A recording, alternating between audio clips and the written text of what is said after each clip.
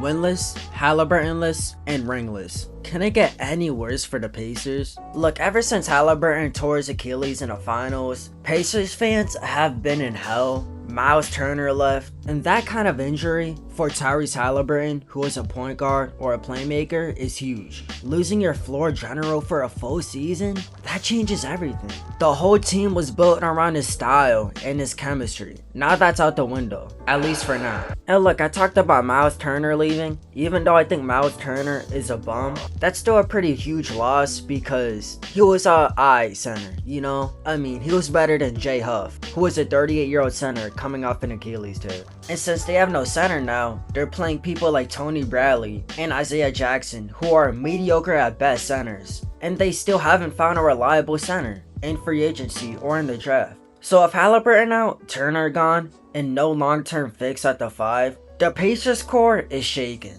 And look, let's talk about Siakam real quick. Obviously having a great season, but his contract, 4 years, nearly $190 million. That kind of long-term money, it limits flexibility.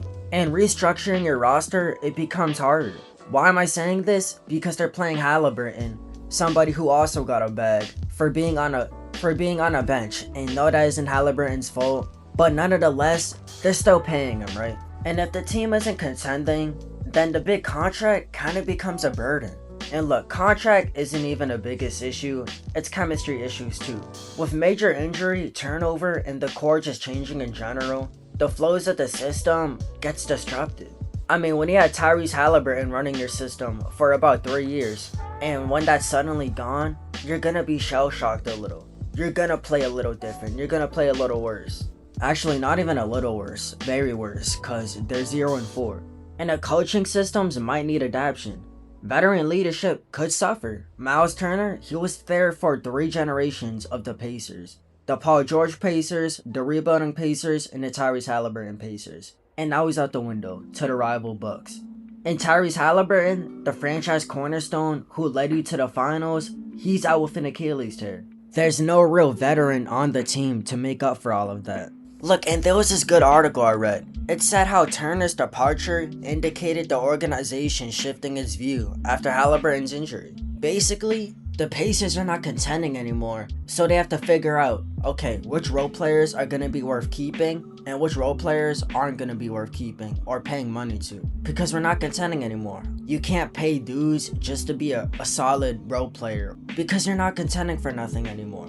And when Haliburton comes back, is the team still gonna be the same? And look, it does not make it any better how Siakam has trade interest around him. Multiple trade ideas have him going somewhere else. Because Haliburton is out, the window for this roster to contend, it shrinks. So the front office might look to reset or retool. Siakam's contract, it isn't bad, but at the same time, his contract is expensive. And if the Pacers aren't competitive right away, that contract becomes an asset to move on for future picks or younger players. And I could definitely see the Pacers trading Siakam in a 3-team deal that sends him to the Spurs for some young picks and young guys like Devin Vassell or Keldon Johnson. And would that be a good trade?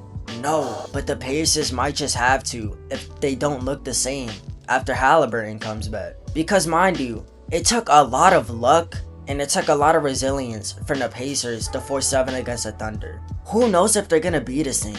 So basically, if the Pacers anticipate one more down year with Haliburton recovering, they may decide to sell high in Siakam rather than wait for a fade. Now look, there is some positives of this situation, yes I know. The Pacers just made the 2025 finals, so the foundation is still there. They still have a high quality coaching staff, especially with Rick Carlisle, who has proven he can elevate teams. Their young players in depth is still good, and they still have young pieces who can grow, like Andrew Nembhard and Aaron Nesmith. And the fact that they made the jump shows potential. Their trade flexibility. They recovered their 2026 first round pick in a deal, giving them future assets. And look, the Pacers culture, it's still breeding. The finals run can breed confidence and attract free agents, even if this year is particularly shaky. And when Haliburton returns, if he returns strong, they'll have a big upside. So basically, the window for the Pacers is shrinking, and they need to do something fast. Whether it's a trade, or whether it's keeping the same roster, I'm just hoping the best for them. And Pacers fans, I'm praying for y'all. Anyways, that's it for the video. If y'all like my video, leave a like, subscribe, and turn on notifications. I'm not SGA, but call me Mr. Consistent. And until later, I'll see y'all on Mars. Peace. You telling me you falling out of love with me. Hope you can find someone to love you better than I did. Taking our memories on love and treating it like nothing. Taking our memories on love and treating it like gossip. It's my love for my grandmother make me gentle when I care for you. Tell me you're falling out of love, she's breaking my heart in two.